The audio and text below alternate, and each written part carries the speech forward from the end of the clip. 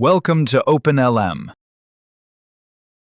In this video, we'll provide a hands-on tutorial on OpenLM Process Manager. Our goal is to set up automatic release of idle licenses on user workstations.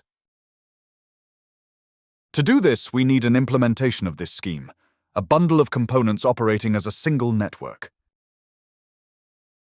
First, there's the OpenLM broker, installed on the license server. It informs the system who currently holds the license.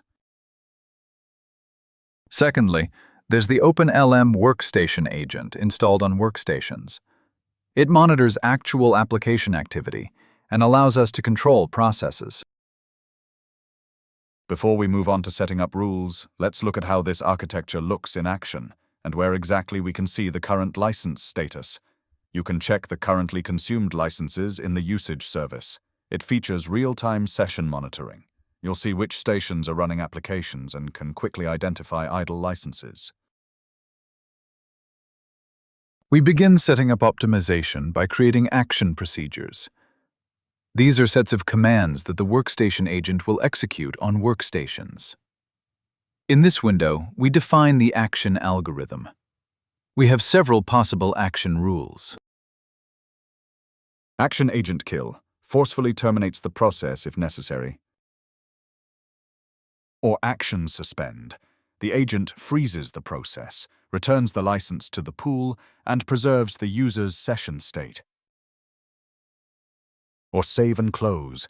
The agent runs a script to save work before shutting down the application.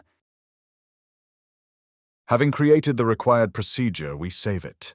Now we have a ready-made management tool. Now we move on to managing process usage. In our case, we'll select a process for MATLAB. At this stage, we assign the previously created procedure to the selected process. Here, we also set the activity threshold.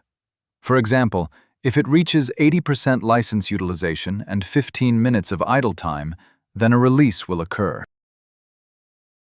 As a final sanity check, we return to the usage window. Here, we monitor the outcome. As soon as the idle time exceeds the limit, we'll see that the agent has successfully completed the procedure and the license has been returned to the pool for other engineers. For more information, visit our website, www.openlm.com.